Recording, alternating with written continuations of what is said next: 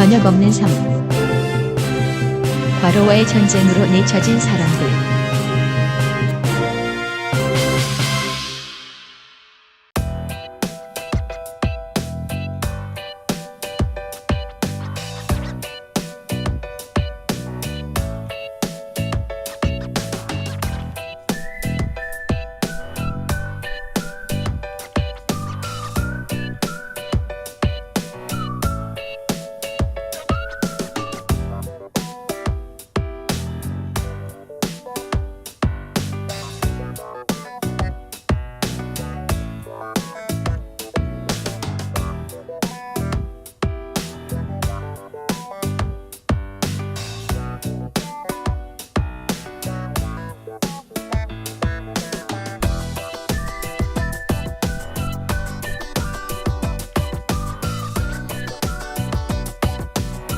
비정규종사자들 주중 노동시간 68시간에서 52시간으로 단축 후 투잡 심지어 3점 내몰려.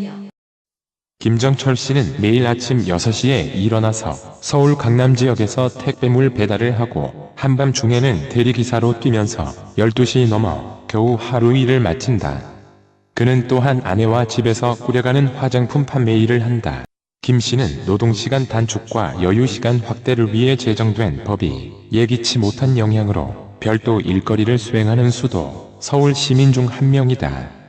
7월 1일 한국은 주당 근로시간을 단축하는 조치를 취했다. 그 법이 실행되면서 업무시간 단축으로 많은 야간 운전기사가 줄어들어 버렸는데 김 씨 역시 어쩔 수 없이 우체국 택배 일을 추가해야 했다. 대학 재학 중인 세 딸을 부양하는 김 씨는 이제 하루 19시간을 일한다. 우리도 한때는 행복한 가정이었습니다. 나는 많은 시간을 우리 딸들과 함께 보내고 틈나는 대로 성경 공부도 했습니다. 59세 김 씨의 말이다. 국회의원들은 힘있고 부유한 사람들만 좋아지는 세법들을 통과시킨 것일 뿐입니다. 김 씨는 새로운 법 도입 후 수입이 40% 줄어들었지만 이것은 김 씨만의 일이 아니다. 박 씨라고만 밝힌 한 여성은 근무시간 단축으로 한 달 50만원 수입이 줄어서 편의점에서 일하기 시작했다. 건축공 서 씨는 그 법에 따라 근로시간이 줄어들자 불법 버스 운행을 투잡으로 시작했다. 국회는 초과 근무시간을 줄이는 새법이 통과되면 15만 명의 노동자들이 잔업을 덜 하게 되어 한 달 평균 41만원의 수입 감소를 겪게 될 것으로 추정했다. 정부 통계에 따르면 한국 노동자들 중 약 3분의 1이 건축, 운전, 세탁소 혹은 편의점 같은 비정규적 근무에 종사한다. 저녁이 있는 삶. 60년대의 한국 경제는 급속히 팽창하여 한 세대 만에 1950년에서 53년까지 벌어진 한국 전쟁의 폐허를 딛고 세계 12위 경제 강국으로 성장했다. 한국은 삼성, 현대, LG처럼 커다란 정치적 영향력을 갖는 거대 재벌들을 탄생시켰으나 그 성과는 여가 시간의 희생을 낳았다. 한국 노동자들은 OECD 국가 중 멕시코를 제외하고 가장 장시간 노동한다. 지난해 한국인들은 평균 2024시간, 일주에 약 38.9시간 근무했다. OECD 국가에는 중국이나 인도 같은 국가들이 포함되지 않는데 개발도상국들은 더 많은 시간 근무하는 경향이 있다. 이 고된 노동 환경은 출생률 하락과 생산 효율 저하라는 사회적 문제의 주범으로 비판받아왔다. 여성가족부의 정연백 장관은 노동시간이 비인간적으로 길다며 장시간 노동이 한국의 급격한 노령화 사회를 낳고 있다고 말했다. 그러나 한국 사람들은 여전히 비교적 비슷한 평균 수입에도 불구하고 영국이나 호주의 노동자들과 비교해 연간 약 340시간을 더 일하는데 이는 약 9주간을 더 근무하는 꼴이다. 한국인들은 미국과 비교해도 약 6주간을 더 일하고 있다. 장시간 노동 문화의 성과에 회의적인 강력한 사례가 있다. 스탠포드대 연구진에 따르면 주당 50시간 이상 근무하면 생산성이 저하되어 56시간에서 70시간 근무하는 노동자와 성과 차이가 거의 없다. 시간당 보수를 받는 노동자들이 직면한 어려움과 달리 사무직 종사자들은 새로운 법에 환호한다.